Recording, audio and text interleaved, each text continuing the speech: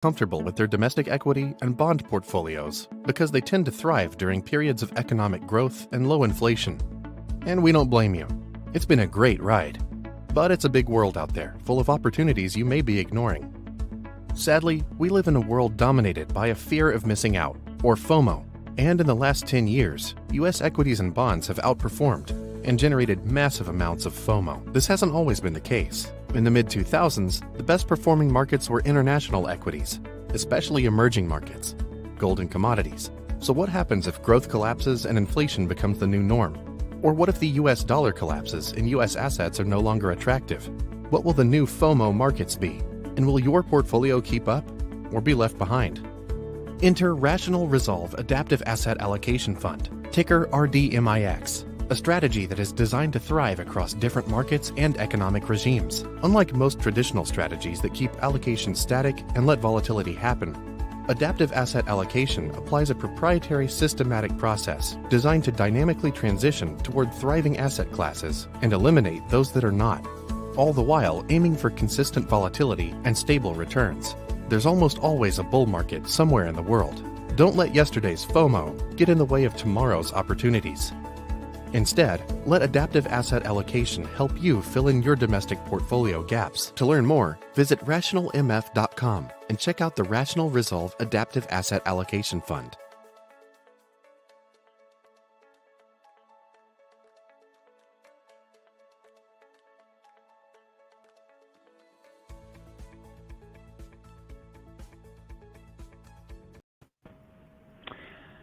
All right. Shit, is that ever timely? Yes, it is. What, seriously timely. Did you just get on screen right now? No, I was. Oh, you mean timely? The message is timely. The messaging was timely. Yeah. 100%. We've been running that same ad for like a year, and what if inflation takes hold? What if, U.S. markets start to underperform? And how about the dollar collapse part? All part and parcel, man. All part and parcel. What's everybody drinking today? I heard dollar collapse, and I started thinking to myself, okay, I gotta start prepping to see what curveballs these guys are gonna throw me. We'll see. Go on, guys. That's right. First of all, Happy New Year. This is our first podcast in the year. We've been slacking, gents. Yep. Too many quarantines. Cheers. Cheers. Adam, you have to tell us your story. But I'm doing a little kombucha in the new year, trying to cleanse my system. A little local raised kombucha. Nice. Little shout out to Sucha Conscious Living of Cayman. All right. You're so wow, dude. You're so in balance. I know. I'm gonna crush it today. Yeah, and just before we start, remember that now that this is financial advice, as we welcome Jeff Weniger to the stage of the Resolve Riffs. Oh, is that Jeff? I thought it was podcast. Steve Jobs. Oh my God! No, with the black turtleneck. Think Saturday Night Live. That or what? Think Saturday Night Live. You know what, you guys? it's all so silly. I'm operating out of the house. I'm usually putting on a blazer as if I'm I'm out in society. So you get a turtleneck today. That's what you get. I like it. I like it. I can't wait to see the boxers that are underneath. Yeah. Yeah, isn't that the truth? That's the post show. You guys don't get to see that. The green room. Yeah. It's the green room cut. Yeah. So Adam, your family's finally out of quarantine today? Is that the plan? We just spent almost a month trying to see family in Florida, traveling from Cayman to Florida, trying to see them, having various family members either testing positive in Canada and being unable to travel, or testing positive in Florida and then not being able to get together with family because of that, and then spending 2 weeks isolating in various Airbnbs in Florida, waiting to get back to Cayman when all of us would be confidently negative for testing to get on a flight. So a bit of a busted vacation. I'm sure there's lots of stories like that over the holiday season. So not from your group. The rest of us made the right decision and not leave the island. Yeah. I don't know what the hell you were thinking. That's true. Yeah. I was close. I was close to going out to Canada and being stuck there forever. Mm-hmm. Came out unscathed. Well, it's not like we have much to talk about too. Like markets are pretty much normal. Everything's rolling along. I mean, it's a pretty typical year. Several commodity indexes up 100%, 150%. The S&P still looks. Oh, did we miss? I don't know. I think we might have just lost. I think we lost Mike. He's muted. But to continue on to Mike's, so what's happening in the markets this year, I think, is, as you said, like the commercial there was talking about inflation for that fund. Now, why is that? Why is it an important month? It's because we finally get to see a little bit of the value that people kind of don't see in risk parity or in CTAs or global macro. It's moments like this where you're kind of reminded, okay, there's a third leg to this portfolio construction that we may be missing, right? And so, I think I'll put some charts up right now, but I think while I do this, if anybody else has some thoughts on the current year. Yeah, I just love that we've gone from, it's amazing how quickly this happens. We go from a FOMO market to a JOMO market, right? Fear of missing out turns into the joy of missing out. And, for a few short weeks at least, some of the responsible, prudent investors who've prioritize diversification and appropriate risk calibration for strategic portfolios get to be rewarded, while the speculators are experiencing the risk side of the equation. And it's at times like these where we get to highlight some of the maybe misunderstandings that often propagate during the FOMO periods, and then somehow get propagated onto these sell-off periods, but they don't connect the dots between what they thought should happen to some of these diversified strategies versus how these strategies actually fare in these kinds of markets. Turns out they do exactly what you would expect diversification to do, and when they're properly calibrated. Yeah, well, I think this is a nice defense of things like risk parity, right? In the last couple of weeks, I've been involved in webinars and listened to videos just railing against this concept of risk parity and the periods where we're going to see equities and bonds correlate. Like, people forget about the 70s when bonds and equities lost the same amount at the same time, and therefore, conclusion, things like risk parity, levered risk parity, are going to suffer. I think the first misconception, as a lot of our audience members will know, is the fact that for some reason, and I still yet to understand why, but for some reason, risk parity has been co-opted by managers that are levering up bonds and stocks exclusively. Like, I have heard a few people and portfolio managers just lever up bonds and equities, and those portfolios are going to struggle. What I'm showing. Can you guys see the screen? Yep. Yeah. So what I'm showing here is year to date, right? This is exactly what everybody's been clamoring about would happen. Correlation between bonds and equities. Bonds are down 5.9%. This is the long-term 20-30-year Treasury, ticker TLT, and then the SPY is down 4.2 as of yesterday, right? Flip it, but yes, anyways, the yellow is SPY. Yellow is SPY, you're right. Yeah. And then Treasuries. So it happened. It finally happened, right? Even if in this microcosm of those two things falling at the same time. And yet risk parity mandates, depending on which one you're sourcing, I just grabbed the S&P risk parity index here, is flat. It's down 80 basis points. Why? Because risk parity also includes that third leg of the stool, that inflation protection through a wide variety of commodity complexes. And year to date, not surprisingly, commodities are up 5.8% according to the Deutsche Bank Commodity Index, right? So it is that third leg that creates that balance that will give this view that risk parity is an all-weather, right? The Ray Dalio approach to this, the reason he calls it all-weather is it can weather storms fairly well. So I thought that was interesting. The other side of this, do you want to add to that, Adam? Yeah, I think it's worth sort of pausing here for a second, because I took a few minutes to look at some of the more popular risk parity funds and ETFs out there and see how they have been performing. And I think there is some dispersion, and the dispersion comes from a few pieces. One is that most of the risk parity funds over the last decade have migrated from equal risk in equities, rates, and inflation assets to about 80% of the risk allocated between stocks and bonds and only 20% allocated to inflation assets.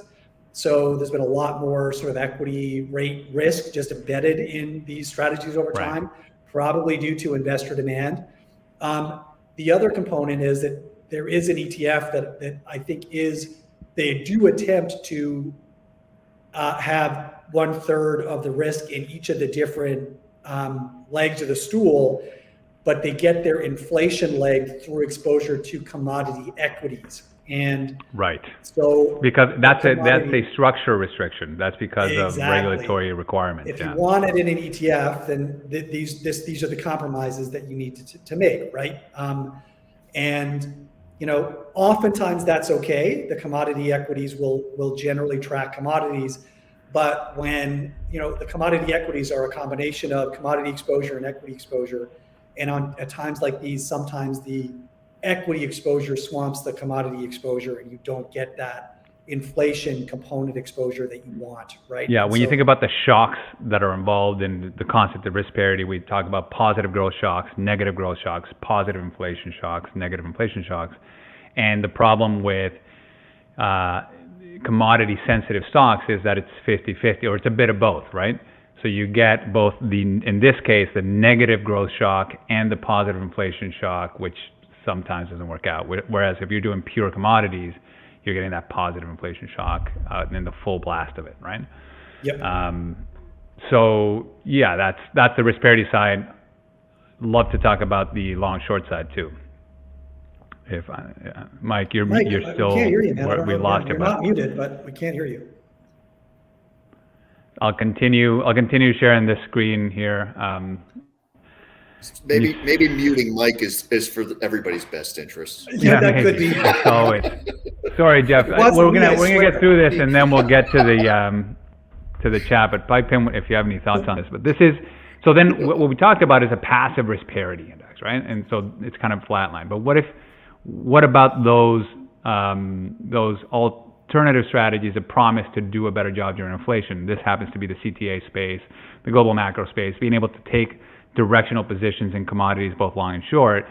Well, year to date, because of the ability to go long commodities and short other things, short bonds and equities and the like, those strategies we're highlighting here, the multi-alternative risk premium. So this is like global macro, multi-factor, as well in purple here is just straight up trend, right? So both of them doing a great job of offsetting, doing their job in an inflationary regime. My personal view is that if you need to protect against inflation and you have the choice between, TIPS or just gold or just a passive commodity index, passive commodity index, you're still better off with an active manager that can go long and short, because this inflationary regime is going to be hectic. It's going to be inflationary, deflationary.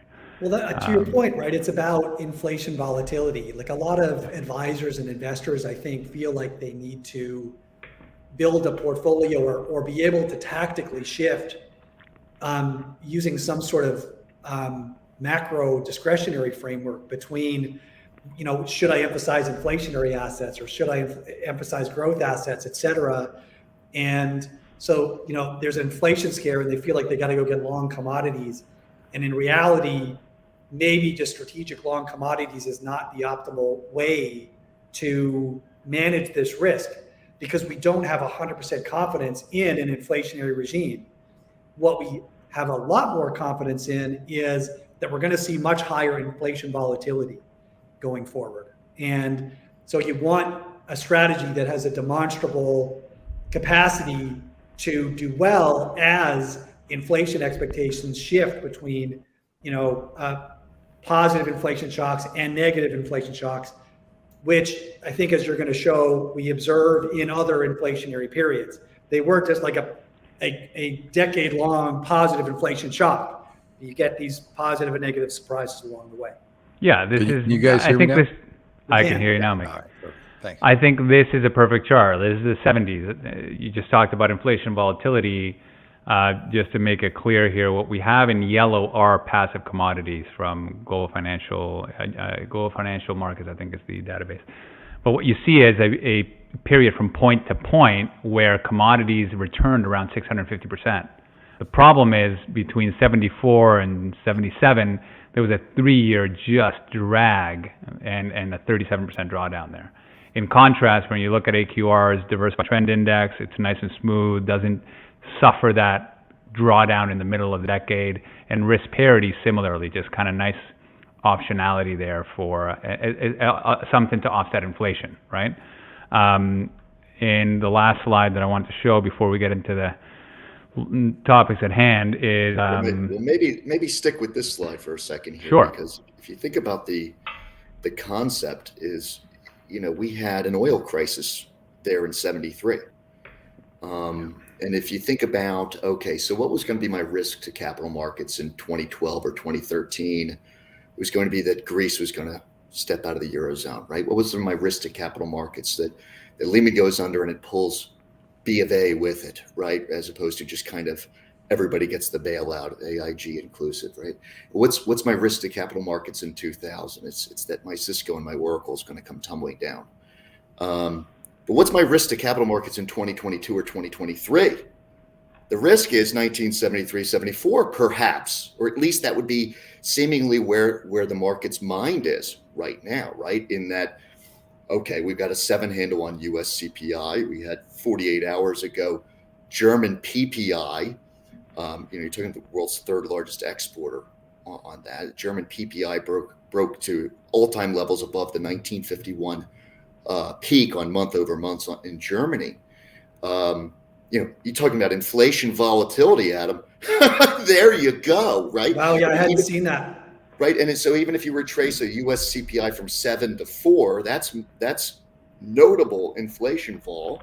Mm-hmm. And where are we in terms of a steady state for our central bankers, right? So the base case on 2022 is that Jay Powell gives us 3 to 4 hikes.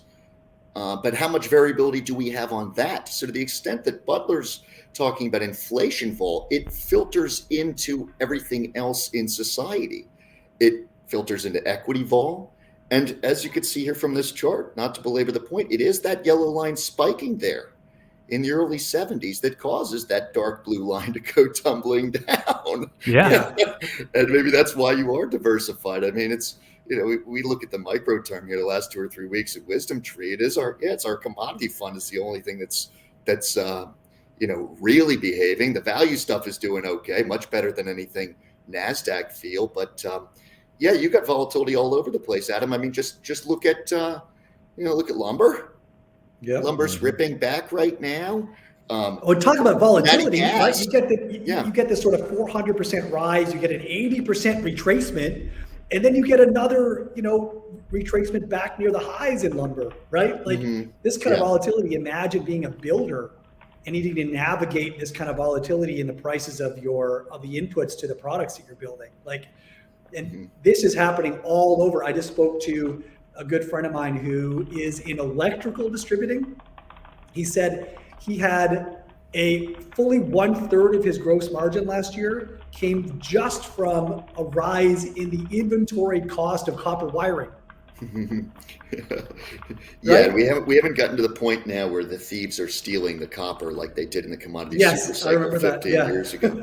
But I'll tell you, one of the risks is, I mean, if you think about, okay, everybody's money good on their credit card right now in the US, so we only have 1.5% credit card delinquencies. And you think about when Greenspan started hiking in 2004, we had 4% delinquency. So everybody took their $1,400 and they're cashed up. But now that the long end has sold off, the conforming mortgage in the United States is now north of 3.5. It was 3 in 90 days ago. It was 3. Yep. And now what happens when that builder needs to go get their hands on some lumber? So there is a lot of this in the background was the inflation in 2021 a nuisance? Is it in 2022 a headache? Right. And that presupposes it was only a nuisance last year, and I beg to differ. Yeah.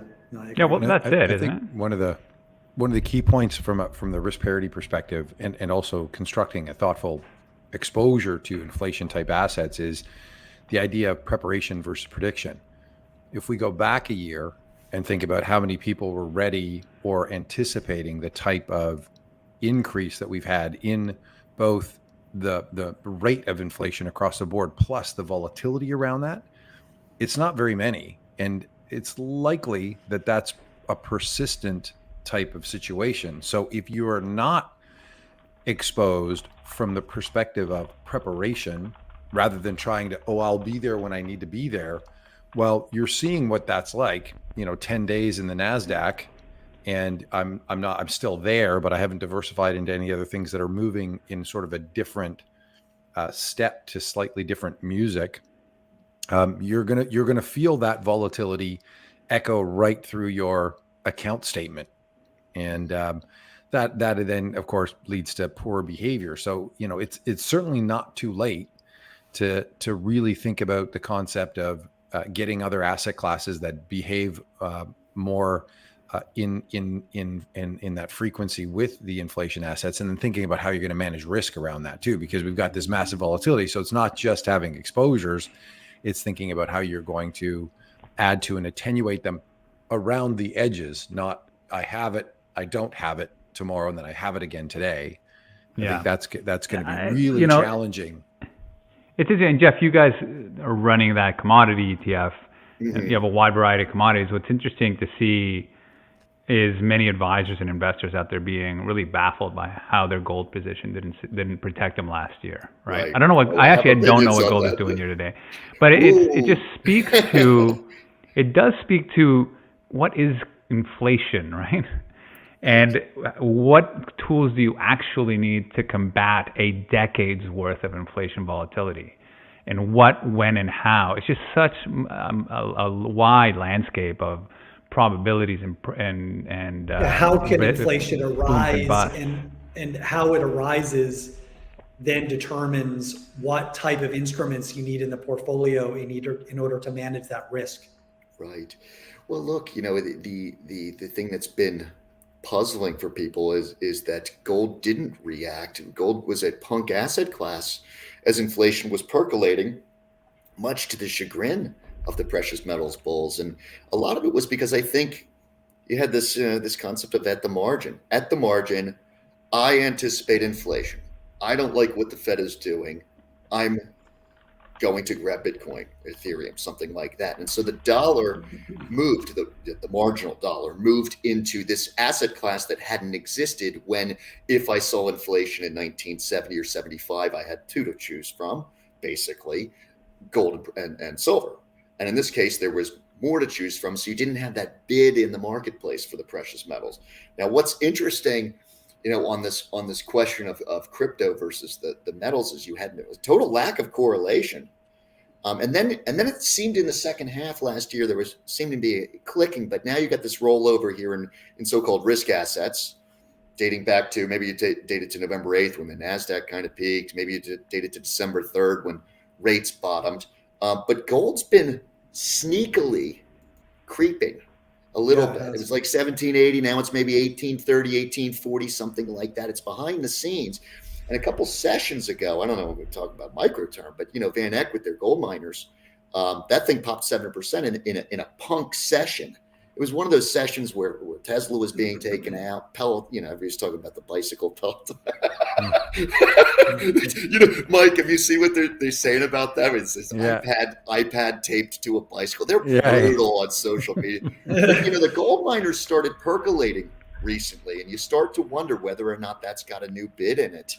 It had been, the asset class had been really in the basement for some time. Well, let me share my screen on that point. Let's see it. So this is a chart I recently found, which is basically mapping gold price with real rates, right? So note here in August of 2020, that seemed to have been the bottom of the rates, of negative rates. So we hit real rates down to negative 1.15 according to this chart. That was the peak of gold, right? That's when gold kind of peaked. And that was August 2020. From there, rates actually improved. Real rates actually improved, and gold got crushed in 2021. And then kind of had gone sideways, both the real rate and gold at the same time. So they're negatively correlated, right? So this idea of, also like a lot of people talk about Bitcoin taking over gold. I'm like, no, maybe it's a different type of inflation. It's a monetary inflation that led to negative rates, that led to gold doing really, really well in 2020 up until that point. So I think, again, this is a different inflation issue, right? This is a different type of inflation that was led specifically by the Fed bringing rates down to negative territory, real rates down to negative territory. And the 2021 was a supply chain issue that bled out into commodities. Well, yeah, you've got gold sort of as a hedge against, well, a few things. First of all, like a lack of confidence in currencies, but also gold tends to thrive during financial repression. So if you see a spike in inflation, but the Fed is holding rates lower artificially in order to provide room for fiscal expansion, that's where you typically see gold begin to move. And I think what we're seeing right now is the market coming to grips with the fact that the Fed may not be as repressive as everybody expected them to be, that they may actually respond by becoming more hawkish in the face of this more persistent inflation. I mean, Powell has, for the last 2 or 3 meetings, admitted that this inflation impulse has been more sustainable than they had expected, right? They were talking about transitory, they've removed that transitory language, and now they're talking about persistent inflation and a rise in expectations. We're not yet seeing that in some of the inflation price data, like the break-evens and the five-year forward rates have sort of equilibrated a little bit here. But I think some of that is just the market saying the Fed may not allow inflation to get out of hand to the degree that they thought the Fed might let it get out of hand even sort of 3 to 6 months ago. And so, gold is not seeing an expectation of sustained negative rates. And, the chart you just showed a major reversion of real rates back above into positive territory where they were in material negative territory for a while, right? So all of these dynamics kind of play into gold, and again speaks to the idea that trying to manage your gold position or manage your inflation hedges from a discretionary standpoint by trying to navigate the central bank supply chain, commodity constraint, multi-dimensional demand dynamic is probably a mug's game, and you want to have some systematic methods that are proven with their ability to be responsive, not every time, but over time in these types of environments. Well, let me ask you guys this. We only really have inflationary environments from, in the case of many of our careers, just in fact, all 4 of us, only the commodities super cycle that was, call it 15 years ago. Before that, we're just going based on what we've read for the 1970s. And, when Greenspan took Fed funds down to 1, that was wild. That was really wild. He was trying to hopefully let the NASDAQ players off the hook, but NASDAQ ultimately fell 77% from 00 to 02. And he went down to 1, and it was, I can't believe this guy. What is he even thinking? This is the nuttiest public policy I've ever seen. Said everybody. And now here we are, we're at 0, right? 0 to 0.25, right? And then, and street consensus is, we're going to get to 75 or 100 basis points by the end of this year. So, and then forget the balance sheet, which, by the way, tapering down the speed with which you were still expanding your balance sheet. Yeah, it's only a first derivative. Really? Side, right? Yeah. Wait. Is that the language? They're tapering down the speed by which? They're going to allow it to run off because the maturity of the balance sheet actually has really shrunk. So they, just by not buying, the bonds will mature, and so the size of the balance sheet will shrink over time without them having to sell any into the market. Right, from extraordinary to still extraordinary, and you know, it's one of these things where they're so far behind the curve. And you know, Adam, you mentioned the supply chain, and none of the four of us have the answer. We can only, it's conjecture, but the supply chain still has serious issues, and the central bank, of course, can't quell that. But you know, the Canadian trucker strike, I don't know if that's still persisting, but Americans just don't get it. You know, I'm the token American on the call here. Americans just do not get how much we trade with Canada. They don't. Right. They think it's all China. They don't realize. Maybe they'll realize in a week or two if the store shelves start to empty. And well, they're going to have an abundance of strawberries and blueberries, I think, in Maine and North Dakota. Something from all the deliveries that can't go across the border. And the other thing is psychologically, you know, it's just ink on paper, but the psychology of those CPI numbers in the United States have an effect. When people who are not in financial services are talking about the CPI number, you got a problem. And what we very clearly have coming in the next 3, 6, 9 CPI reports in the United States, your guess is as good as mine, is the housing inflation that we had in 21, which did not show up in the shelter components of our CPI calculation. CPI is 33% of US CPI. The Bureau of Labor Statistics, they have shelter up for calendar 21 in the United States at 3.84. Yeah, so help unpack that for me, Jeff, because I've been railing on this point, so I'm hoarse. What's going on here? Here's the deal. When I was back in, well, we got Canadians here, back in university, we call it back in college, okay? I earned $7 an hour. I'm gonna make you a 2-minute story. This story needs to happen here. Take some time. $7 US per hour, and I was calling on the state of Florida conducting this type of research. Hi, Adam. Yes, conducting research on behalf of the state of Florida. What's your annual income? What's your race? How long have you been in your house? Oh, are you renting? What's your rent? Blah, blah, blah, blah, blah. 30 or 60 minutes to collect this data for example, Medicaid, right? The university system collects the data, like University of Michigan Consumer Confidence. And what happens is, all right, Jessica and I bought this house years ago. The Bureau of Labor Statistics would come to me now and say, Jeff, what would your home rent for right now? I don't have the foggiest. All day long I'm doing ETFs, and I'm doing value versus growth, and I'm tell people about Greenspan from 25 years ago. I have no idea what this place would rent for. And what happens is and people need to understand this. What happens is you answer, you say, I don't know, I got this apartment, I'll rent for $500 or $1,000 because you own it. And then what you realize, because I think average apartment rents in the United States are like $800 or something. So let's say it's an $800 apartment. I don't realize that in my neighborhood, rents are up 20% because I'm not a renter, I'm an owner. Until word gets around, somebody comes to my house for some drinks and they say, you know, my landlord raised my rent by 20%. Well, I just told the Bureau of Labor Statistics that rent was up 5% because I didn't realize that it was that hot. Then 6 months later, the surveys come, the Bureau of Labor Statistics calls me back, or I guess it's on the internet now, and they say, hey, Jeff, what's the rent? Is it $800 now? No, it's $900, $1,000, or $1,100, or, you know, whatever the number may be. And that is essentially what ends up happening is you have this lagged effect on the shelter components on owner's equivalent rent, which is the way they end up calculating it. So owner's equivalent rent by the Bureau of Labor Statistics was up something like 3 or 4 in 2021, which will come to.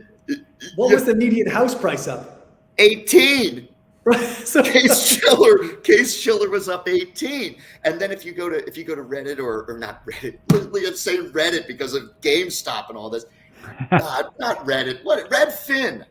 You go to Redfin or you go to Zillow and they have big data and they say rents were up 11 or 12, but rents are showing up as 3 or 4. So you're going to get a February, a March, and April CPI number out of the United States. It's still telling you stuff that happened 3 or 4 quarters before, but it's going to be sticky 5, 6, 7. And I'm not so sure that the market appreciates it. And to not belabor the point, we've got 2 CPI numbers coming in before the March Fed meeting, February 10th and March 10th. So people need to be aware of that. Right. Wow. Yeah, I mean, so this what is percentage of the shelter component is owner's equivalent? Is it about a half? Is it a third? Oh, I know that the two combined are like 32. I think owner's equivalent rent is probably the higher component because I think something like 2/3 of Americans are homeowners. Right. So maybe you call it 20% is owner's equivalent rent, and 10 or 12 might be rent. Honestly, I put my tin hat on for the first time in 5 or 6 years on this owner's equivalent rent component of the CPI, because I just can't imagine that these statisticians at the Bureau of Labor Statistics believe that ma and pa kettles sitting in their home they've lived in for 40 years, bingo, who socialize with only other people of their age group that also have owned their homes for 30, 40 years, have any idea what their home would rent for. No idea. It's absurd. And also, if you go to Germany, where the vast majority of people rent their homes, that's one thing. That you get a big sample size there. The reality is that because of the push to own a home in both U.S. and Canada, the vast majority of people that you're going to source are going to own a home with zero money down, right? Yep. And they won't know the rent. You won't get as large enough a sample size, and you will be ignorant to what you would rent your house for, right? So it's a problem in the U.S. And it's even more so, Rodrigo, because you think about me and Jessica, right? We're 25 years old, newlywed in Chicago. We didn't know a single homeowner. All of our friends were 25 years old. So not only did we know our rent, we knew all of our friends' rent, right? Mm-hmm. Now I'm 40, right? And it's the opposite. We don't really know any renters. So it's doubly, not only do you not know your own rent, but you don't even have a comp. But I know what the price of all these houses is. It's think about it from that perspective. So we have rising inflation. We're seeing it at least contemporaneously. Whether it's going to be here to stay or not, I don't know. How does the next year play out for different type of sectors, like value? Everybody's talking about value versus growth, and the tech stocks, and who's going to get crushed. What are you seeing if we see a rising rate environment for the future? I need another beer for him to unleash on this theme, dude. Go ahead. Gee, I don't have any strong opinions on value versus growth. Yeah, it's look, okay, let's take that COVID crash from February 19th to March 23rd of 20. Right. So, and let's think about the components or the cause of that crash, because right now, I mean, Rodrigo, am I being fair in saying that this is a stealth crash inside the NASDAQ? The S&P is holding fine. The S&P is at 44, right? Peak was 48 on that. We got stuff with black ink, so long as it's in value. But I mean, if you're in anything that's, the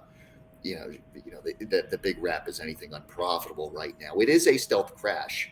And so if you think about the COVID crash and you think about the only other crashes in our careers or in our memory, right? You have the Lehman crash and you have the .com crash, which the interesting thing about the .com crash, as I was pointing out in some of the literature, cheap plug, you can find my stuff on WisdomTree.com, right? So if you think about the 1990s bubble, as I was writing at length, anybody will listen, is we call it the TMT bubble, tech, media, and telecom. But I was just racking my brain, remembering what was going up a lot in the 90s. What stocks do I remember going up a lot? And it was like every one I typed in was a 5-bagger from 1995 to 2000. I'll give you some examples. I'm not even going to say. While you're giving examples, you were such a tease yesterday. You threw out that chart and made everybody guess, and then you didn't even tell us what the answer was. He did. Do you know what it was? What? It was the gap. The gap. Like Gap Kids, where you go get clothing. Wow. Okay. Wait, what was the question? The question was, here's a mystery chart. What chart is this? And of course, this thing is going just like from $5 to $50 or something from 1995 to 2000. And of course, I tricked Mr. Butler over here because everybody's going to say Qualcomm or Cisco, sure. Or anything, right? Just my guess was eBay. Yeah. Oh man, I remember that one. Yahoo. and write this laundry list, and it was the Gap. And the reason was because I remember, and this is some of the stuff I'm writing about, is we've got some companies out here in this market that are not really tech. Are they tech? Are they? I don't really know what they are. It's a good question. What's Apple? But they're cool. The thing is Amazon tech? Amazon's considered consumer discretionary, but there's these companies out there. There's a lot of them that are cool, and the appeal is they're sexy stocks, right? There's an appeal to it. And the thing was, it's hard to remember, guys, but when I was a kid, we used to go to the mall and hang out on a Saturday, and the Gap was cool. And the Gap was a 10-bagger in the 1990s. And so you don't really remember it now because the the brand, I think, has kind of fallen by the wayside. I don't know the name. I was a Gap employee in the late 90s. I was a fantastic greeter. Also, Jeff, I think your turtleneck looks great, buddy. Don't. I got it at the Gap. I probably sold it to you. Well, now here's the thing. When you go back into the 1990s, the so-called TMT bubble, and I'm coming a roundabout way to talk COVID here, the deflationary crisis of COVID and the inflationary crisis here in 22.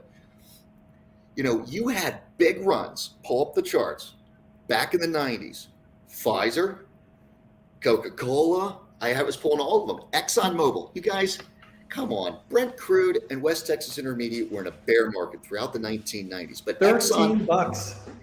Yeah, but ExxonMobil was in a bull market. Everybody was in a bull trend. P&G was up several fold. Mo, I mean, cigarettes were doing well. Consumer staples, you just didn't think of it. There was a lot of stuff racing higher. It might not have been racing quite like Intel and Amazon, but it was an all equity, broad bull market. But when you write a book in 2002, 2003, a post-mortem, you write about the really most egregious stuff because you're trying to get people to buy your book. And the most egregious stuff was over in tech and .com. And I say that because right now we have this broad participation. Even value is in a bull market. It's just underperforming, but even value has done very, very well. Yeah. We're at the point where on our mandates where we're, we get something at 12, we have a basket at 12 or 13 times forward earnings, and it's appealing because Fed's down at 0 and because you get 21 times forward earnings on the broad market. And if you think a time when 12 times forward earnings would have been unthinkable, like that would have been a growth stock. Well, when we bottomed the stock market in 82, it was a matter of routine to find the blue chips at 6, 7, 8 times earnings, posting big dividend yields. Of course, you had Paul Volcker was up in the stratosphere on Fed funds. But what I'm getting at is okay, so what was the winning strategy there in the first quarter of 20 when COVID is striking? And it's essentially disinflationary growth, crisis, stay at home, cyclical rebound. That's not even what we're thinking. We're going to have everybody lose their job here. And so you go piling into whatever it might be, at least on a relative basis. FANGs, Zoom. Russell 2000 growth, Zoom, the laptop taped to the bicycle. Peloton, that's right. That type of thing. And now it seems that if, and I say if, guys, because how many times have we all been wrong on markets? For sure. If this is something like a stealth bear inside the NASDAQ, inside the Russell 3000, certainly inside the Russell 2000, and maybe it's a stealth bear that starts grabbing the market's generals. I mean, some of these generals have been punk of late. Amazon's been dead money for a year. Tesla's off 200 or 300 points here from the peak, which is 12 or 1300 on that name. What is not going to work? It would seemingly be everything that worked during the COVID crash and immediately thereafter. And also critically, and I'll stop here, everything that was really game on from March 09 until we started hitting the skids here in about the third quarter of last year. That's a dozen years. If you get it 10 or 12 on the other side, 10 or 12 years, whatever it may be, it's got to be the opposite side of the trade. And I don't know that there's enough people in our industry that are prepared for a multi-year bout of doing the opposite of everything that they've done their entire career. Well, look, it's a good old-fashioned diverse bear market, right? Like when was the last time that happened? 08 was a credit crisis. It was an everything down, nothing saved. You're out for the count. COVID was kind of similar, right? It was a liquidity event. It was a disinflationary negative growth shock. When you look at the 2000s, you actually saw value in the late 90s underperform drastically to the point where Cliff Asness was about to call it quits. GMO was being fired, right? And Druckenmiller, I think, was also involved in this terrible, late transition. And in the 2000s, long in '99 though. Yeah. That's a good. And so what happened in the 2000s was in the big leaders, the big index leaders, the big large indices, they were down drastically, 40, 45, 50%. The NASDAQ was down 75%. But value managers cruised through, right?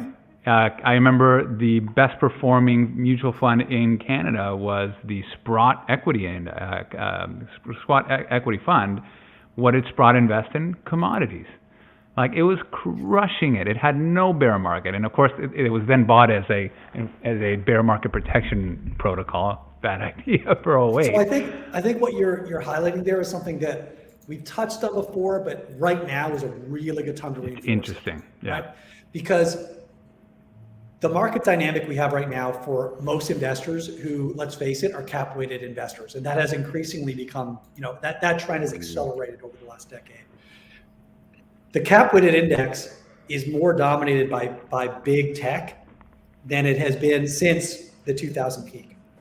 Meanwhile, the sectors that do well during inflationary periods or during periods where rates are rising and therefore high duration equities get treated more like bonds and end up selling off, is those sectors like energy and materials, which to Jeff's point have been the laggards, not just for the last 3 years or 5 years, but ever since the 2009 peak or 2009 bottom, right?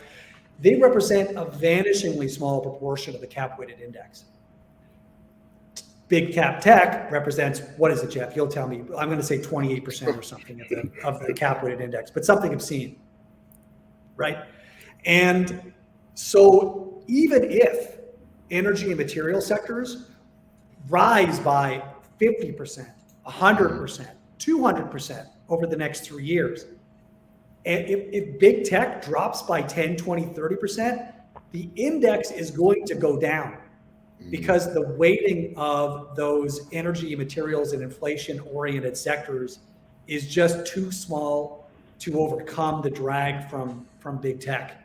And so you could have a market situation where the cap-weighted index goes through a 2, 3, 4 year decline or kind of grind lower, while 2 or 3 or 4 subsectors just have massive profits. Yeah. But the cap-weighted investor doesn't participate, and instead it ends up being a lost. Obviously from 2000 to 2011 was a lost 11, 12 years for cap-weighted investors, right? For equal-weighted S&P investors, they peaked in 1998, and by 2008 they were 40, 50% above the 2000 peak or the 1998 peak for the equal weight, right? So it's the cap-weighted investors, which, to grant them their due, have had the best run in the history of cap-weighted investing over the last 10 years, okay? So, we're sounding smart now for 3 weeks, right? 3 weeks. The cap-weighted guys have absolutely crushed it. At least the U.S. cap-weighted guys have absolutely crushed it for the last 10 years. And all of us smart guys look like dumbasses. But these are the investors now that are most vulnerable. But look, this is active management. I mean, CalPERS is going to turn around 5 years from now and start buying active managers again to help them transition through this type of bear market, right? So I think we've been saying this for 10 years, by the way, Adam, I agree. But I think that at some point we're going to get to a traditional bear market where you're going to need where you can pick and choose where you want to participate at the level of AUM for your portfolio that will get you through it. And active managers, whether it's asset allocation or sector selection or stock pickers might be back. In the last 10 years, there hasn't been much of a choice. FANGs. I mean, that's where growth was only coming from them. In this type of market with higher yields and more global investing, US dollar going down, global markets and opportunities arise, where all of a sudden money has to be spread about by many, many companies that have growth opportunities that didn't exist 10 years ago, over the last 10 years. So while I do still think that Apple does cool things and it's not just a tech company and what is Google and all these things, I think they'll continue to grow. They'll have to share the love in a way that they haven't needed to in the last 10 years. Jeff, actually, to Rodrigo's point about Google and Apple, do you have any thoughts or comments on the recent Senate committee announcement on the antitrust? They passed the antitrust rules against big tech. Not really. The thing that I've been bopping around in my mind that I've been perplexed by for so long is I can't believe the public hasn't come after these social media companies with pitchforks yet. Preach. I know. Totally agree. And here's the other risk that I don't know, maybe it's the hubris of a bull market. And you know what? Maybe it's like Gap. At some point, maybe the kids just think that what you're selling is boring. And we've seen that with the actual platform of Facebook, right? It's older people like us are on Facebook. The kids move to Instagram, which is owned by Facebook. And what happens if Instagram just flat out becomes not cool anymore? It's really very simple on that matter. Now, with respect to Twitter, that's a mid cap, and I don't cover the name, right? I don't do individual stocks, guys. I'm at WisdomTree. We're doing screens for dividends and such. Yeah. But when you think about Twitter, it's like every time something comes into my feed, so and so got kicked off of Twitter. It was somebody I was following, so I'm clearly following the right people, right? The people that are they tried to kick off the hyperinflation guy a week ago, and he got reinstated. It's like, come on, we need these people. Rudy Havenstein. Yeah, and it's like. Why did he get kicked? I don't know. And it's we need to have free discourse, counter narrative, and we need to allow people to let me decide what's true and what's false based on who I've chosen to follow. I don't need the state to be deciding what is true or false for me. So that's one of the risks. Have an offline discussion on this topic, dude. So it's one of the risks to these platforms is that ultimately either the kids get bored with it, or somebody else comes along with another platform if they'll be allowed to do it, and we say, all right, we're all going to wholesale shift away from this stuff. So I think that's one of them. Now, in terms of some of the antitrust issues, the one that's in the background is Amazon. With Margaret Vestager over in Europe, they were very, very disappointed with the way Amazon was charging the individual vendors in continental Europe. And then also, remember Amazon 3 or 4 months ago, they just resolved it, but Amazon was duking it out with Visa because of the fees levied by the card companies on Amazon. So you have this company that's so powerful that it can boss around Visa and in turn MasterCard, which are the primary payments programs. I mean, because I don't think a firm is going to make a dent in these guys. Just how powerful are these corporations? And then the other thing is even if you don't go by classic antitrust grounds in discussing these things, all that matters is September or October rolls around and you're looking to get a Senate or a congressional seat on either party's ticket in the United States. By the way, either party. Say some things about Google or Amazon on the stump, and I think you might just win your office. Well, this is what was so remarkable about this new legislation that they passed. It was a bipartisan bill. It passed as a bipartisan, legislation in the Senate. So you've got both sides of the aisle cracking down on big tech, and obviously they're perceiving this as a both parties are perceiving this as a way to continue to gain support from their base, right? Yeah. Well, and the other which thing is crazy because it'll make it more expensive for them as their Amazon deliveries go up. Amazon is not squarely in the target here. No, It's this one's mostly Facebook Google and Apple and about their app stores. Amazon was sort of in the target, but mostly they can't place any Amazon branded or Amazon affiliated products ahead of other vendor products in their search algo, which does have an impact on their bottom line, but it's slightly different dynamic than what's going on with Google and Apple. Anyways, I just thought it was interesting because I noticed yesterday the legislation was passed. I think it was passed unexpectedly at around 10 or 11 a.m. And I was watching big tech and there wasn't much of a reaction immediately. And then, 2 hours later, there was this like massive trending collapse into the close.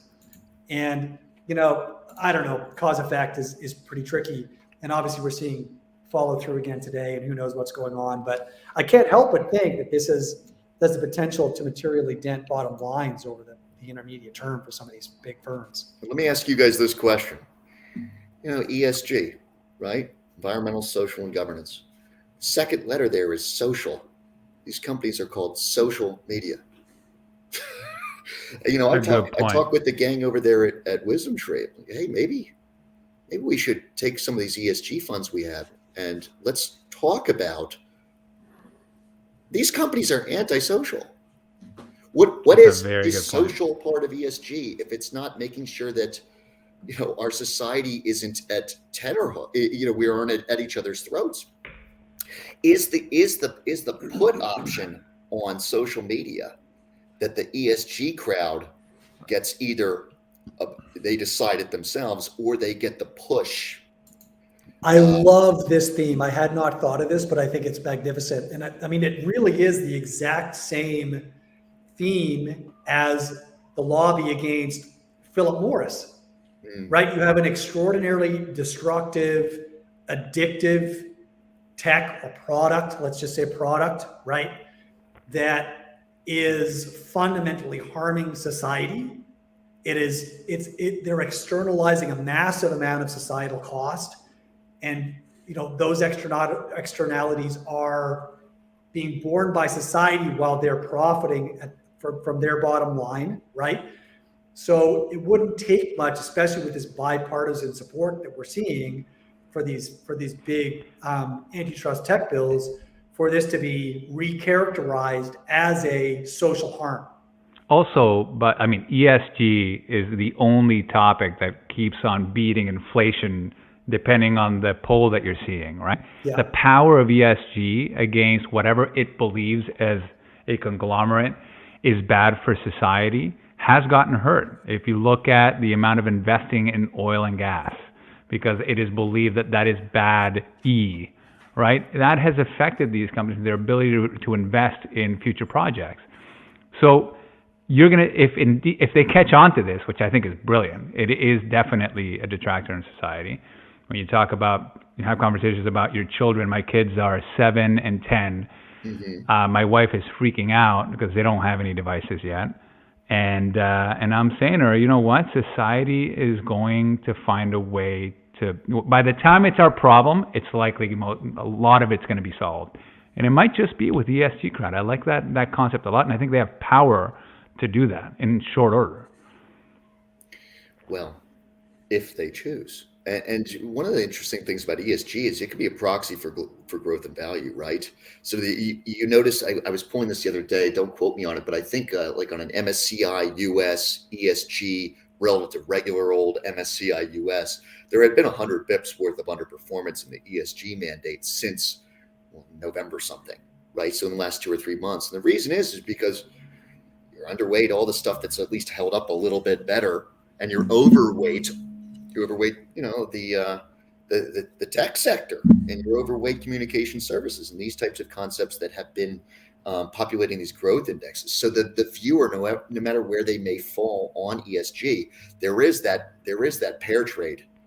You know what's funny too, Jeff? Like, this is all just narrative anyway, right? Like, you can just imagine a CalPERS or a Hoop or a CPP deciding that they want to get long more value names or want to get long more commodity names and they want to get off their tech holdings, but they've got this cap weighting constraint, but they also have this ESG mandate, and they're like, triangulating on the fact that, okay, if I just shift my definition of ESG to include the externalities of these social harms that big tech is inflicting, now they're on the same basis as the Exxon Mobil's of the world, and that gives me the ability to express this sort of view while maintaining that ESG narrative. Does CalPERS have to push Sustainalytics in that circumstance, or the other consultants directionally? Because don't you basically have to abide by whoever your ESG consultant is telling you?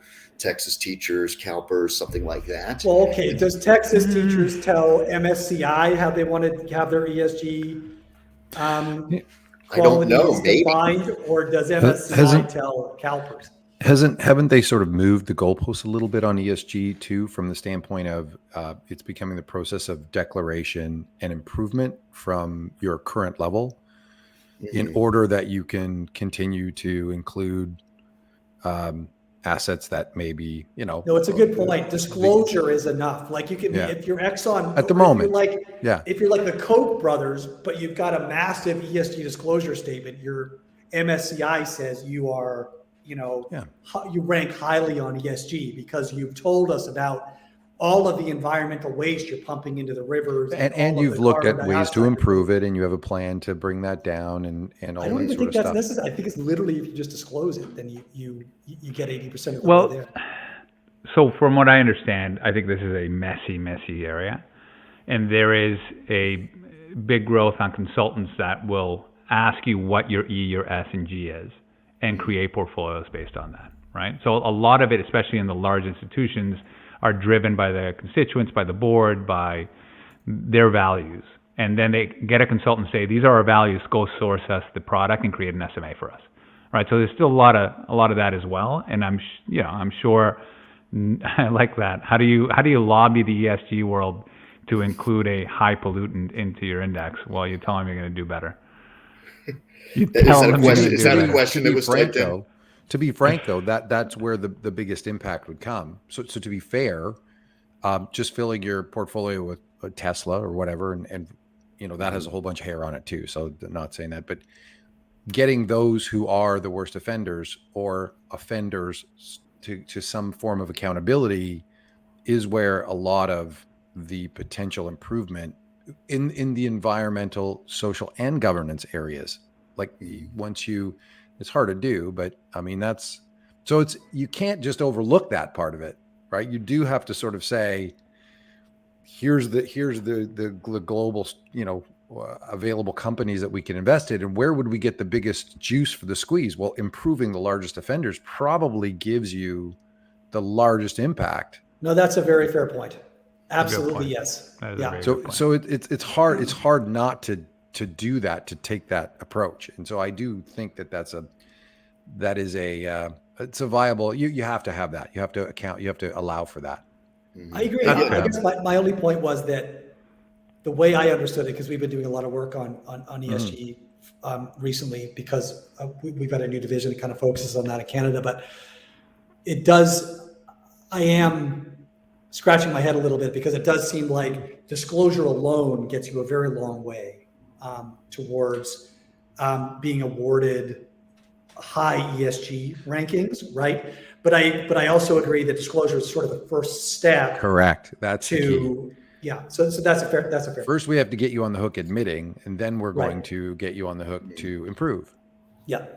And how much of this ends up sticking if copper goes to $6 a pound and Brent crude goes to 1.25? Yeah, you have this underinvestment in all of this area at the moment. The capital investment. Well, look at the flows, right? The flows we're talking about, market cap weighted indices. The fact that the U.S. markets are 61% of global market cap and 30% of global GDP. So you have the biggest flows of capital, I think, are probably in the U.S., and those flows are largely going to predetermined market cap weighted S&P type allocations, which then continues to leave a lot of the resource space underfunded from the standpoint of getting access to capital. And so, yeah, it sets up a very interesting set of circumstances where you could see substantially higher commodity prices. Now, so we've been talking about what about the deflationary side? Do you guys want to delve into that a little bit? Like, No. what about the That's not what this podcast is about. No. Let's flesh it out. So walk us through one or two different ways that that might play out over the next little while. Yeah, I'm actually. I think Jeff's the one to help us through that. It's easier for me to tell you guys this than my wife. She, to sit there like 8 o'clock with a glass of wine and like, please, with the inflation. All right. So for one, I don't know that we need to get too into the birth rates as the primary catalyst for a deflationary situation. But, one of the things that was notable is that with COVID, we found that it was the opposite of what you might have expected. They had data that were showing that when a hurricane is coming to South Florida, that 40 weeks later, wouldn't you know it, we have a little bit more babies in the hospital down in Miami because people were home for 3 or 4 days for the hurricane. With the power off. Yeah, with the power off. And there was that theory going around that was going to happen with COVID, right? I mean, it makes total sense, except it didn't. Because of and it was because the divorce rate went through the roof. The divorce rate, but also a critical mass of people were just, I guess, very, very afraid to bring a child into the world, right? Because COVID, there's a broad spectrum of opinions, and it just didn't happen, and it kind of rolled over. And there might have also been, there's an argument, and it's a roundabout way of doing deflation here. But look, all right, honey, we're going to get married on such and such a date, and we're going to start trying for a baby the night of our wedding, right? We waiting for this date. Oh, the wedding is canceled because of COVID. We'll have the wedding next summer. Okay, well, I'm young. I got time. I'll wait till next summer. We'll get married, and then we'll have the baby. And so there was this delay on procreation, and we saw this in many, many countries during COVID. So there is an argument that maybe the deflationists are exaggerating because we may get some respite on births in 22 or 23 as people finally, they got hitched and now they're going to do it, or they're seeing some light at the end of the tunnel. They're not so freaked anymore. They're ready to bring some children into the world. So it goes. But the problem is you take something like Spain or Greece, you're at 1.2 or 1.3 babies per woman, and you need 2.06 to keep your population stable in the absence of immigration. And that marginal 0.7 or 0.8 children is a big move.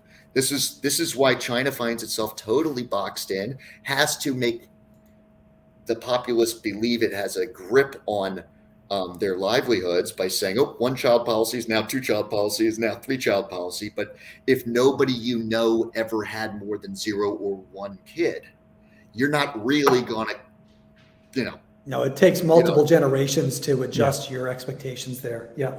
Right. So, I mean, it's like Jesse and I we had a number of kids, but we don't know anybody with any like large quantity of kids. And so there's that, and we came from small families, so we're kind of oddballs, right? And if you don't know any neighbors that are having a bunch of kids, well, then why? It's not normal to you. And so I think that's one of the grips that confronts multiple cultures. This is happening across Latin America, North America, Asian countries like Korea, Eastern Europe, Western Europe. It's happening everywhere. So that is a deflationary story, right? Other deflationary stories is, look, maybe the cure for high commodity prices is high commodity prices. Earlier, we were talking about lumber. If lumber breaks the back of housing, let's just say, and now you have punk housing prices, well, then you don't necessarily need to march into your boss and demand a raise because prices aren't running away from you. Remember, this was going back to what Rodrigo said, which I think was an underrated comment earlier about what caused that financial crisis in 2008. We had commodities broke the middle class. The gasoline price broke the middle class, and it was that which led the bull market led on the downside. It was all back then. Hold on a second. I think that's a major causal leap there, dude. We also had Bernanke raising rates into a massive housing boom, right? Like, so everyone was massively over-levered on their mortgages. No, but I mean, and rates started going up. And he broke. We top ticked oil though in July or August of 2008, right? Like that's a major spend. I just don't. I mean, and you're paying a zero money down mortgage. Well, guys, it's never one thing. Come on, I mean, it's a culmination of these things, and just like of course, this was all due to Jeff get Netflix. away with saying that oil. I got your back. Broke the back of the middle class it in absolutely 2007. Did. It absolutely did. It absolutely did. Let's not forget. Let's let them keep going. Let's not forget that we had rolling food crises. In the global south in that era. You had people in the streets in Egypt, for example, because food prices were so runaway. We only really now have it at this juncture right now, food prices doing that. And the risk is that we get some sort of social unrest in some of the impoverished countries, or just regular old street protests in the wealthy countries. From that extent, that is the risk that inflation ends up being that which cracks you.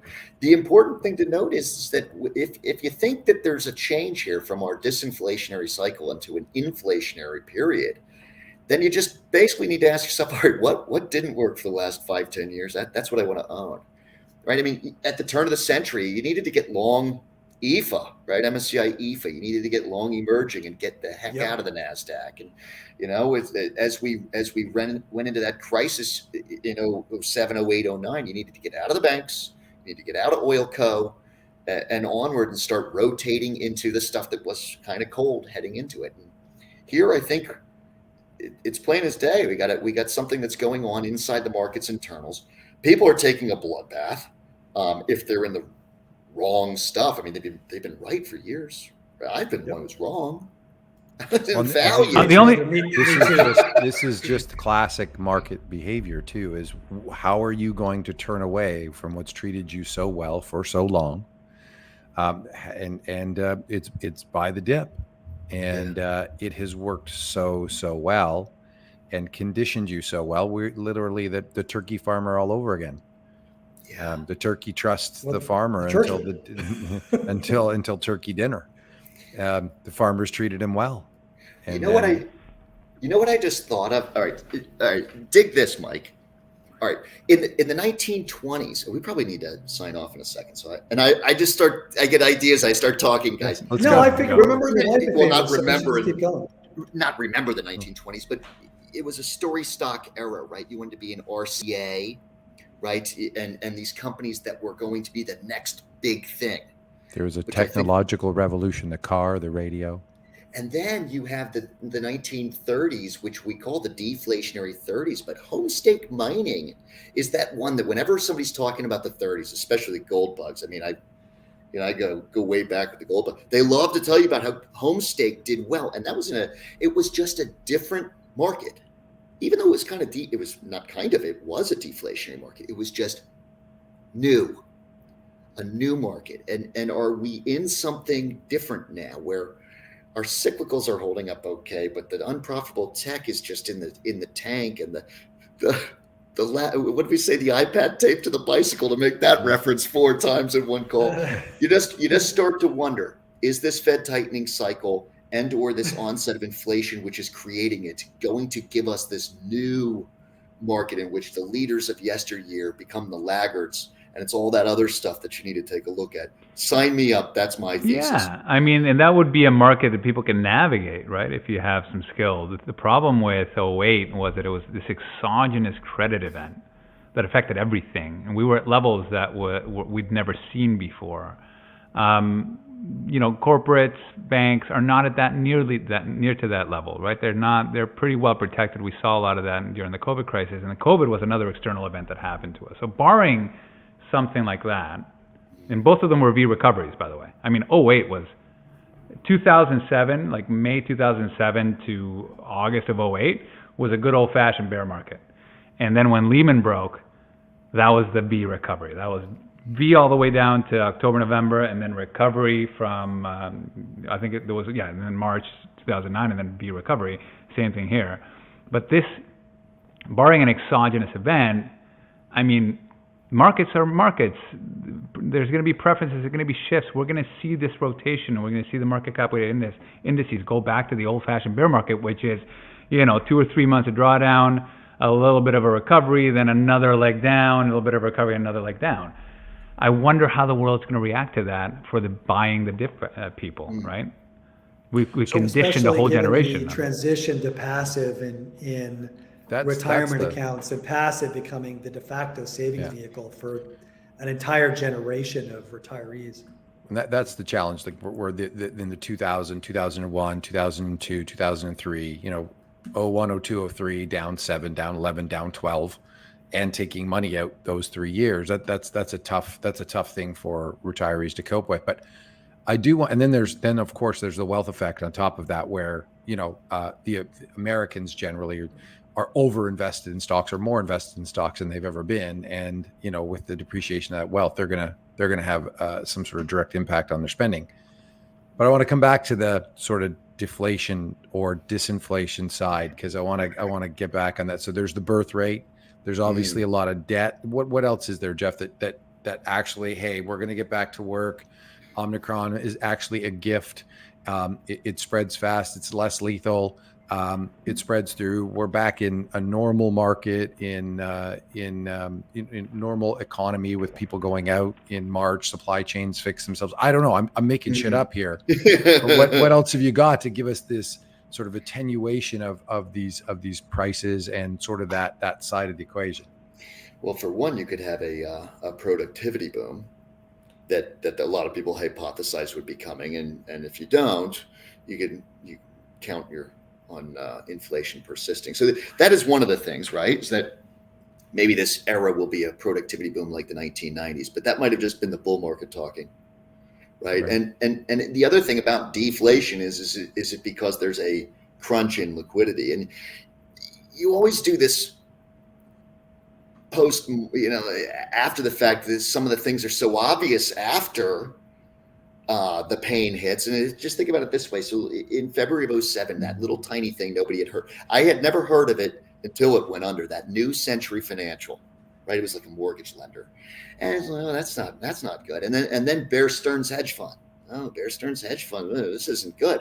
And it's one thing after the other until, whoa, now it's Bear Stearns, right? And then when you go back and you look last year on the speculative endeavors, guys, help me here. When did SPACs officially implode? That was a good 8 months ago or 10 months ago when those things peaked out, right? You had average down 80+%. Yeah. Yeah. So you had the SPACs totally implode. Well, that's not good. And then, the guy, Bill Wang, right? He blew up, and Greensill, right, over there in Britain. And Evergrande, I guess, too. Yeah. And the Chinese property developers. Okay. And Chinese tech. I was going to say the DDIPO, which was one of those. Wait, we have a failed IPO on a huge corporation was it the NY? I assume it was the NYSE, not the Nasdaq. They floated it at $11 or $12. Stock went up to 14, and now it's something like 5. This is the Uber of China. I'm like, oh, SPACs blew up, property developers blew up, couple frauds going on over there in Britain. And then the IPO pipeline in China and China itself, right? I mean, the PBOC had to ease policy, 3 or 4 sessions ago. So Jay Powell's going to hike. The Bank of England, the Bank of Canada, they're all going to tighten. But by the way, don't tell anybody, China's easing policy. So you start to wonder, is that, Mike, is that something for, I'm on an inflation thesis, but if you're thinking about what could catalyze this sucking sound on liquidity, Crypto, like Bitcoin just closed below 37 today, below 37,000, right? Yeah. Down 9.5%. That could be a good that example. Entire sector was like $3 trillion in wealth, right? And so speaking of wealth effect and margin calls and spillover effects into the broader economy. Mm-hmm. And if you just think about I mean, I think that it's a totally piping hot labor market, which is why I think inflation is being underestimated. But you could have a situation where I'm wrong. And these 10.6 million jobs in the United States that are on offer right now they're on offer because everybody's minting profits and everybody's feeling good. Maybe it's 9.6 or 8.6 million jobs after the hiring manager takes a look at their 401k. And says, you know what, I was going to hire 5 people for this department. I'm going to hire 2 or 3 now, right? And that is on net deflationary as well, Mike. So just, I think that with markets, it's always important to just think both sides of the equation to keep ourselves honest, But this is I think it circles back to the beginning. Hold on, Rod, because I want to. You raise another point that as you get going through this great resignation too, there is if we're going to have this lack of truckers, lack of labor, what happens? Well, you automate. Once you automate, those jobs are gone forever. Yes. So all of a sudden you can, now that, again, I think that's part of maybe the productivity boom that you're talking about. And that's not immediate. That will take some time to manifest. But if you can't find or hire people, that crisis will create the necessity to force you to change, to say, well, I'm willing to accept some other automated approach to that thing. Well, look at us sitting and having Zoom calls. Look at the face-to-face meetings that are now all Zoom meetings. That's not as good as a face-to-face meeting, but it is a crisis necessity change in behavior that now has, some impact on increasing productivity to some degree and reducing travel time. And how else is that going to manifest through the chain as we go forward, and how might that attenuate the labor shortage?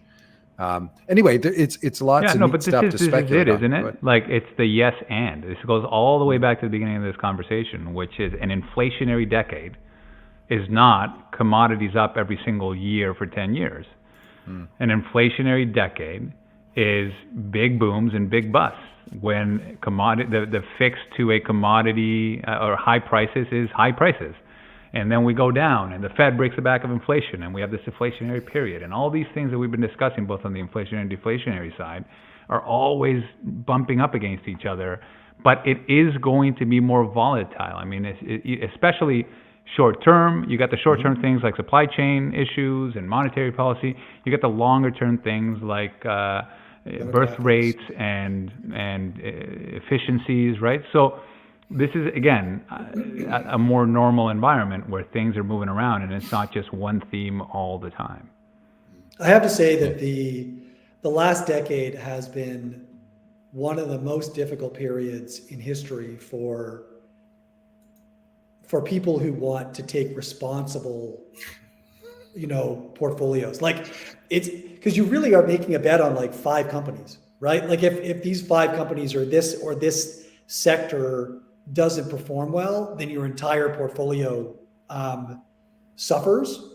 And if you're not substantially overweight in those 5 companies, then you're gonna massively underperform. And so it really is this weird no-win situation for those people who are trying to be responsible and prudent. So, I mean, whatever, wishes are wishes, but that type of environment where the vast majority of margin in the economy accrues to a narrower spectrum of institutions is just an extremely difficult environment to navigate. It also results in lots of other socially maligned externalities like inequality and all of the secondary effects that derive from that. But also just from an investment or a capital allocation standpoint, it's just a very difficult environment for prudent investors to navigate. So, I would certainly welcome some return to the decades to other decades that we've experienced in the last century or so. Interesting. So what you're saying is you want every 90% of the investors out there to fail. Take away their number one winner. Is that what you're saying? I would very much love to see prudence. They're going to change. Rewarded again and incentivized for. Don't worry, they'll be back into at all the bricks. Levels of the economy. They'll be back into the bricks. Don't worry. Well, speaking of that, it's interesting to see that emerging market equities are positive on the year, Right? Oh, While because they screws haven't are been down doing 6%. so well, right? Yeah. That's interesting. That's China great. China does appear to have reached I don't know if it's permanent or temporary, but it does seem to have bottom. So it's right now recently it's only China working. It's gold is working. Some of our IFA stuff, the super value, like the deeper value stuff, has been working in recent weeks. But there's another issue inside the BRICS is that because this Ukrainian situation, we don't have time to get into it, I don't think, but Russian credit spreads are blowing out now, right? On account of you don't know if you're going to get some declaration that you need to maybe get these Russian bonds out of your portfolio now. Do it by Monday. And Richard commented on that as maybe a driver of what we're seeing in the gold market too, because gold definitely tends to be a bit of a barometer of geopolitical risk, and this escalation on the Ukrainian-Russian border is certainly a hotspot and needs to be monitored pretty actively. But yeah, this massive spike in Russian 5-year CDS is top of my macro radar screen at the moment. Last time that happened was 1998, wasn't it? LTCM caused a whole lot of trouble. Yeah, they decided they were just going to default on their USD bonds. That was that debt of 25% of GDP too, not the current set of debt circumstances we have. But anyway, the only thing I'll say closing off here is that I do think value is poised to do well here. And I got to say, my whole career, I've heard every investor possible say, I'm a Warren Buffett style investor. I don't do anything else but that. And as a momentum manager, that always irked me. I've always kind of had disdain for value managers. And it's to their credit that at this point, I actually feel sorry for them.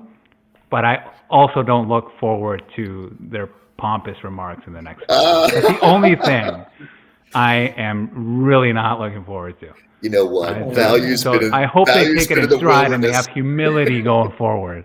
Value's been in the wilderness so long. Just let those of us who are acolytes, just let us have a little bit of time just to. Yeah, I can totally get behind the value guys here. I don't have that. It's been too long. That at all. It's been too long. Yeah. You don't understand. Value was the growth of value was the only thing. I only buy real companies that are undervalued, and Warren Buffett's anything else position is is stupid. Apple. Apple's value. Yeah, but this is not the value guys that are. Yeah, anyway, I know. I'm teasing. I'm just saying it's going to be a problem. I'm going to have a hard time. I'm happy for them. I just hope that they offer some humility in the coming decade. That's all. Ooh, in the coming decade. I thought it might be the coming few months. No. I go big, baby. Value for decade-long value renaissance is what I heard. Well, it happens for a decade at a time, does it not? I mean, that's basically bottom in 09, you get tech stocks running. Get these 3-year massive surges, and then if you're not there for them. Yeah. Anyway, 2000 to 2007. Awesome. Yeah. Go ahead, was it that long? Was it? That's what it was. 2000 till 07. So it's been 15 years now. Oh, I love it. Okay. Well, this has been a lot of fun, actually. So, Jeff, thanks so much for helping us to celebrate our first new Riffs back for 2022. And we look forward to having you on again. And guys, if you haven't hit the like or subscribe button yet, please do so now so we can continue to entice magnificent celebrity guests like Jeff on the show again. And we've got a great lineup coming for you in the next few months. All right. Thanks, all. Thanks, guys. Most investors feel comfortable with their domestic equity and bond portfolios because they tend to thrive during periods of economic growth and low inflation. And we don't blame you. It's been a great ride, but it's a big world out there full of opportunities you may be ignoring. Sadly, we live in a world dominated by a fear of missing out, or FOMO, and in the last 10 years, U.S. equities and bonds have outperformed and generated massive amounts of FOMO. This hasn't always been the case. In the mid-2000s, the best performing markets were international equities, especially emerging markets, gold and commodities. So what happens if growth collapses and inflation becomes the new norm? Or what if the US dollar collapses and US assets are no longer attractive? What will the new FOMO markets be? And will your portfolio keep up or be left behind? Enter Rational Resolve Adaptive Asset Allocation Fund, ticker RDMIX, a strategy that is designed to thrive across different markets and economic regimes. Unlike most traditional strategies that keep allocation static and let volatility happen, adaptive asset allocation applies a proprietary systematic process designed to dynamically transition toward thriving asset classes and eliminate those that are not, all the while aiming for consistent volatility and stable returns. There's almost always a bull market somewhere in the world. Don't let yesterday's FOMO get in the way of tomorrow's opportunities. Instead, let adaptive asset allocation help you fill in your domestic portfolio gaps. To learn more, visit rationalmf.com and check out the Rational Resolve Adaptive Asset Allocation Fund.